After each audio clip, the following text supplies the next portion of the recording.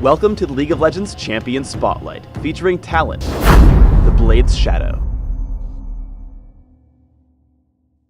Talon is a melee assassin.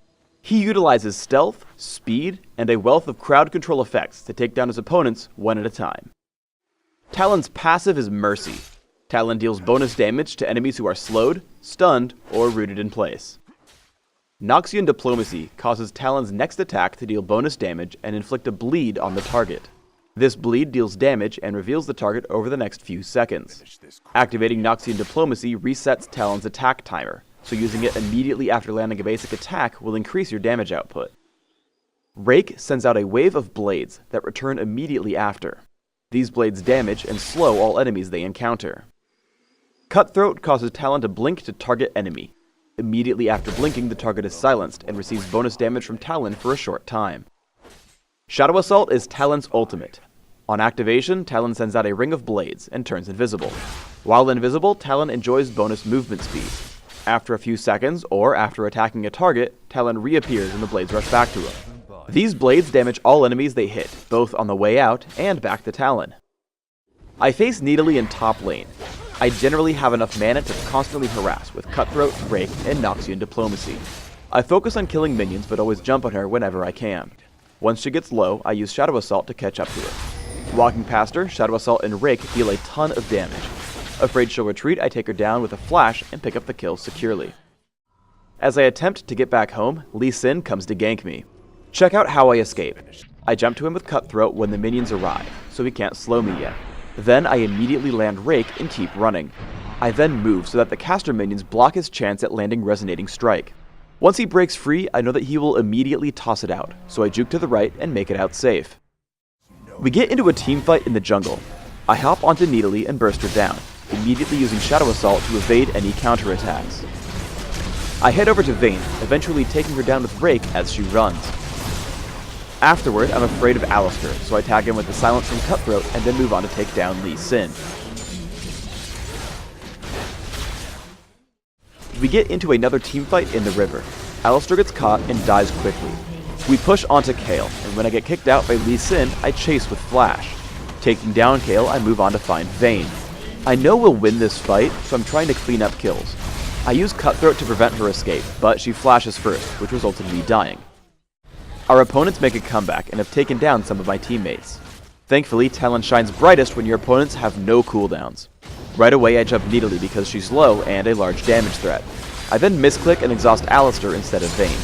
Thankfully, Jarvan knocks her up and we get both kills.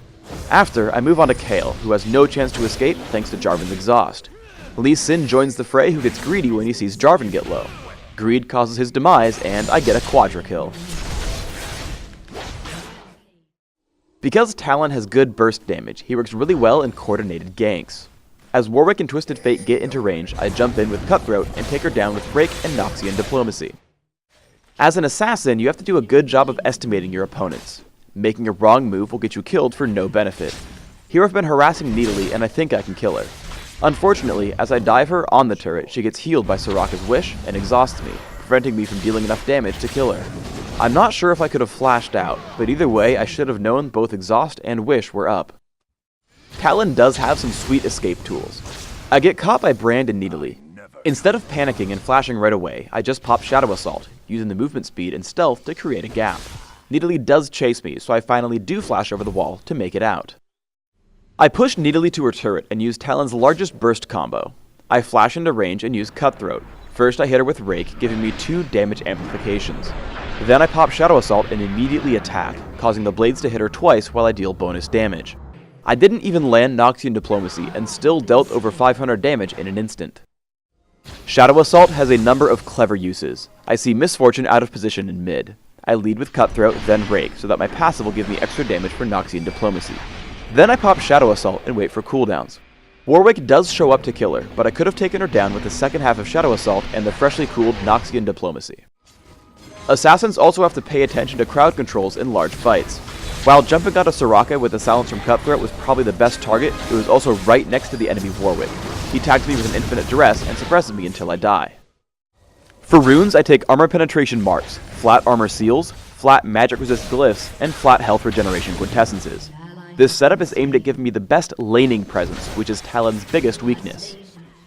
My masteries are 2109, taking pretty typical physical damage buffs, along with mastering Exhaust and taking Flash. I max Rake first for its increased slow and damage, which also allows me to farm minions really easily.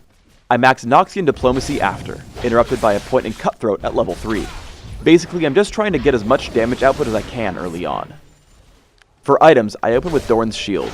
If you're having trouble early on, a Doran's Blade or two can hold you over while you build Berserker's Greaves.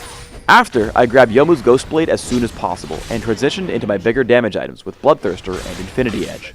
There are 2 items that I consider must-buy on Talon. Frozen Mallet will slow enemies on every attack, which guarantees your passive damage increase.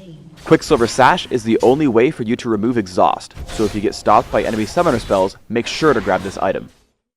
Thanks for tuning in to the Talon Champion Spotlight. Please subscribe to the Riot Games YouTube channel up top and leave us a comment just below the video.